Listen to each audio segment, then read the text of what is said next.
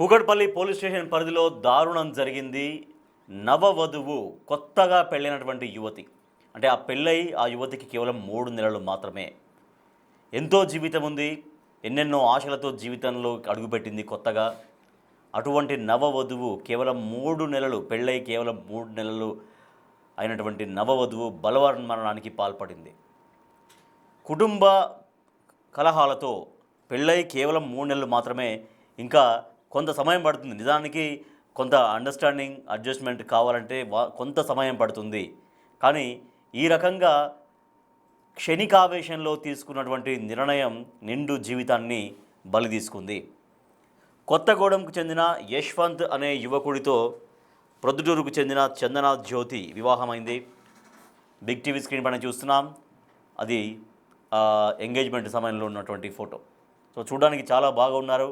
అంటే ఒక మంచి వెల్ సెటిల్డ్ ఫ్యామిలీ నుంచి వచ్చినట్టుగానే మనకు కనిపిస్తుంది.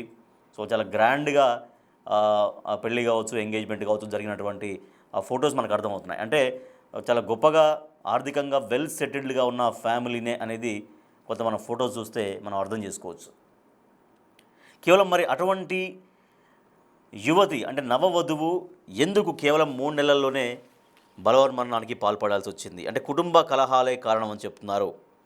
ఇద్దరి మధ్య గొడవలు పెళ్ళైనటువంటి 3 నెలల రోజుల్లోనే, అంటే కేవలం 100 రోజులు కూడా ఇంకా పూర్తి కాలేదు, అప్పుడే వాళ్ళిద్దరి మధ్య గొడవలు స్టార్ట్ అయ్యాయి. ఆ గొడవలు స్టార్ట్ అయ్యి తీవ్ర మనస్తాపానికి గురైంది. చందన జ్యోతి బెడ్రూమ్లోకి వెళ్ళి తలుపులు వేసుకొని బలవన్మరణానికి పాల్పడింది.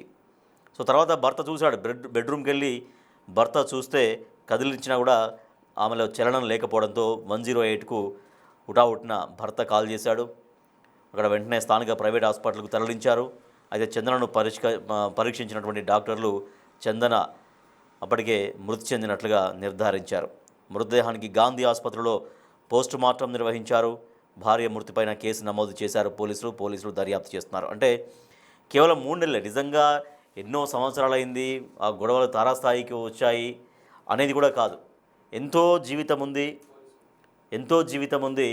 కానీ మరి ఇంతలోనే కేవలం ఒక 3 నెలల కాలంలోనే వాళ్ళ మధ్య అంతగా అగాధం ఏర్పడింది? అంతగా ఇద్దరి మధ్య అసలు ఒకరంటే ఒకళ్ళకి పడని స్థాయిలో ఎందుకు వచ్చింది? అంటే కేవలం అంటే ఒక క్షణికావేశంలోనే ఇటువంటి నిర్ణయం తీసుకుందా? సో ఎంతో లైఫ్ ఉంది. ఒక జీవితంలోకి ఎంటర్ అయినప్పుడు, ఒక ఇంటి నుంచి మరొక ఇంటికి వచ్చినప్పుడు, లేకపోతే ఒక కొత్త వ్యక్తితో ఒక జీవితం స్టార్ట్ అయినప్పుడు కొంత కాంప్లికేషన్స్ కొన్ని బిగినింగ్లో ఉంటాయి. సో వాటిని కూడా భరించలేని స్థాయిలో ఈ జనరేషన్ ఉందా అన్నటువంటి అనిపిస్తుంది నిజానికి. సరే, ఈ నవవధువు విషయంలో ఏం జరిగిందో మనకు కూడా పూర్తిగా తెలియదు వాస్తవానికి. అంటే 3 నెలల కాలంలో ఏం జరిగింది? భర్త ఏమన్నా తీవ్రంగా ఇబ్బందులు పెట్టేవాడా, లేకపోతే కొట్టేవాడా, టార్చర్ చేసేవాడా? ఆమె బలవన్మరణానికి పాల్పడాల్సినంత స్థాయిలో భర్త అట్లా ప్రేరేపించడం మీన్స్ ఆ రకంగా అంత పరిస్థితులు తీసుకొచ్చాడా? సో పోలీసులు ఏమంటున్నారు ఒకసారి చూద్దాం. ఈరోజు మార్నింగ్ మాకు కంప్లైంట్ వచ్చిందండి. ఎర్లీ మార్నింగ్ అవర్స్లో మాకు చంద్రకిరణ్ అని ఒక అతను కంప్లైంట్ చేశారు. ఏమంటే వాళ్ళ సిస్టర్ చందన జ్యోతి అని చెప్పేసి వాళ్ళ ఈ సంవత్సరం ఆగస్టులో మ్యారేజ్ అయింది తనకి. వాళ్ళ బావగారి పేరు వచ్చేసి యశ్వంత్. ఇద్దరు కూడా మూసాపేటలో అంజయ్ నగర్లో ఉంటున్నారు. ఆ ఉండేటతను సడన్గా రాత్రి ఇద్దరి మధ్య డిస్ప్యూట్ అవడం వల్ల తను సూసైడ్ చేసుకుందని ఈ కంప్లైంట్ చంద్రకిరణ్కి తెలిస్తే మాకు వచ్చి కంప్లైంట్ ఇచ్చారు. వీళ్ళు ఎంక్వైరీ చేస్తే వీళ్ళిద్దరే ఇంట్లో ఉంటున్నారు మూసాపేటలో. 2 డబుల్ బెడ్రూమ్ హౌస్ అండి అది. అందులో అతను ఆ అమ్మాయి పక్క బెడ్రూమ్లోకి వెళ్ళి సూసైడ్ చేసుకుందంట. అతను అరౌండ్ 2:33 ఆ టైంలో 100 కాల్ చేస్తే అది 108కి వెళ్ళి 108 వాళ్ళు వచ్చేసి ఆ డోర్ బ్రేక్ చేసి ఆ అమ్మాయిని దించడం జరిగింది. అప్పటికే ఆ అమ్మాయి సూసైడ్ అయిపోయింది. ఎందుకు చనిపోయింది అనేది ఇప్పుడు పేరెంట్స్ గురించి కంప్లైంట్ చేశారు. దాన్ని ఎంక్వైరీ చేస్తున్నాము. బాడీని పోస్ట్ మార్టం మొత్తం గాంధీ హాస్పిటల్ పంపించినాము. పోస్ట్ మార్టం అయిపోయినాక వచ్చే ఎంక్వైరీని బట్టి తదుపరి చర్యలు తీసుకుంటాం. ఈరోజు మూసాపేటలో నివాసం ఉంటున్న చందన జ్యోతి బలవన్మరణానికి పాల్పడింది. పెళ్ళై కేవలం 3 నెలలు మాత్రమే అయింది. సో పోలీసులు కూడా అదే చెప్తున్నారు. సో కొత్తగా పెళ్ళైంది, వాళ్ళు మూసాపేటలో నివాసం ఉంటారు, వాళ్ళ మధ్యలో గొడవలు వచ్చాయి. సో దాంతో బెడ్రూమ్లోకి వెళ్ళి ఆమె ప్రాణాలు విడిచింది, బలవన్మరణానికి పాల్పడిందని పోలీసులు చెప్తున్నారు. సో పూర్తి సమాచారాన్ని మా ప్రతినిధి సుజాత అందిస్తారు. కూకట్పల్లి పోలీస్ స్టేషన్ పరిధిలో నవవధువు చందన జ్యోతి ఆత్మహత్య చేసుకున్నటువంటి ఘటన కుటుంబ సభ్యులందరినీ కలిచివేస్తుంది. తల్లి కన్నీటి పర్వం అవుతుంది. ఎందుకంటే ఎంతో అల్లారు ముద్దుగా పెంచుకున్నాను పాపని, కానీ ఈరోజు నా పాప ఇంత పిరికిది కాదు అనని ఆ తల్లి గుండెలు అలిసేలా ఏడుస్తుంటే ప్రతి ఒక్కరిని కూడా అసలుకి ఆ బాధ తట్టుకోలేకపోతుంది. ఎప్పుడు మాట్లాడిందమ్మా జ్యోతి? నైట్ 8కి మాట్లాడింది. ఏం మాట్లాడింది? మామూలుగానే మాట్లాడింది. అంటే నిజంగా ఎప్పుడైనా చెప్తుందా చందన జ్యోతి మీతో, అమ్మ నాకు ఇబ్బందిగా ఉంది తనతో అని? ఇబ్బంది అంటే ఏమో మాట్లాడి సరిగాను ఎక్కడికి తీసుకెళ్ళాడు బయటికి అని చెప్పేది. నిన్న ఏం మాట్లాడింది పాప నీతో? నిన్న ఆఫీస్కి వెళ్ళి అది తమ్మేసి రావాలని చెప్పింది. ఏం చెప్పిందమ్మా? ఆఫీస్కి వెళ్ళి రావాలి అని చెప్పింది. నైట్ తమ్మేసి రావాలని చెప్పింది. మా వర్క్ ఫ్రమ్ హోమ్ చేసుకుంటా అంటది పాప.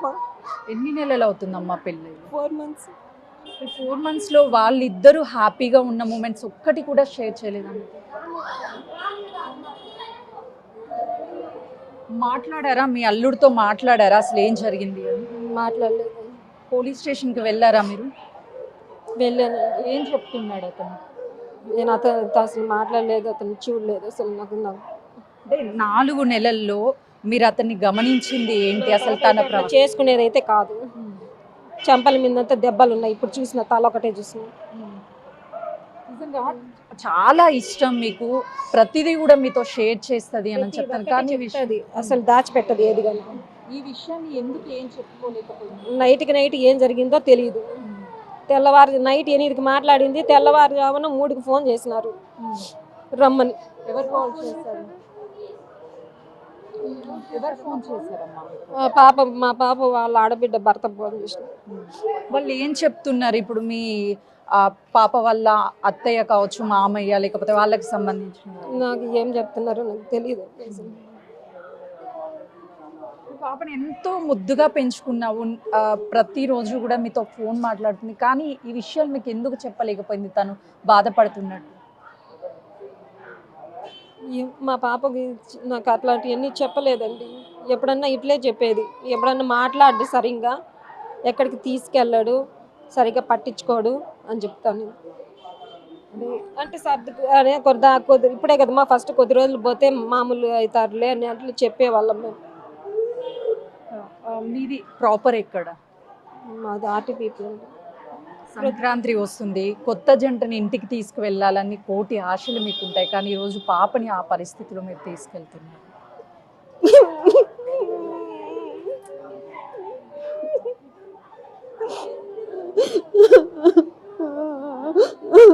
చాలా సెన్సిటివ్ అమ్మ, చాలా పద్ధతిగా కూడా ఉండేది. అసలు వాళ్ళ పెళ్ళి చూసి ఎంతమంది అక్కడ ఊర్లో అంతా చాలా అదృష్టవంతురాలు అనుకున్నారు. ఈ అదృష్టం ఇంత తొందరగా ఉంటుందని ఎవరు గుర్తించలేదు. అందరింట్లో పిల్లలాగే ఉండింది. అందరు వాళ్ళ పిల్లలాగే అనుకున్నారు. మా పాప చేసుకునే పిరికిదైతే కాదు, ఏదో జరిగింది అది తెలుస్తుంది. కళ్ళతో చూస్తేనే తెలుస్తుంది. పోస్ట్ మార్టం అవసరం లే, తెలిసిపోతాను. పెళ్ళయి ఇంత గ్రాండ్గా పెళ్ళిని చేశారు, ఎంతో సంతోషంగా ఉంటుంది అనుకున్నారు, కానీ ఈ సిచ్యువేషన్లో మీ పాపను చూశారు. ఎట్లుండేదండి తల్లికి? ఉండేది 2 పిల్లలు వాళ్ళు, పాప బాబు. కంటిన్యూగా ఇంట్లోనే ఉంది.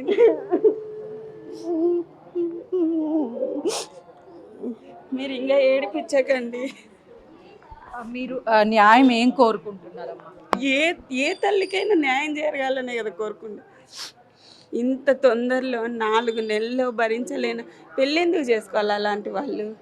ఇంకొకరి జీవితాన్ని డిసైడ్ చేసేకి ఎవరు ఇచ్చినారు వాళ్ళకి హక్కు? అంత చేతగానప్పుడు వదిలేయాలి కదా. ఎంత అంగరంగ వైభవంగా పెళ్లి చేస్తున్నారు, దేనికి చేస్తారు? కని పెంచి 4 నెలలు ఆ పిల్ల శవం చూడడానికి చేస్తారా? ఇది కరెక్ట్ కాదండి.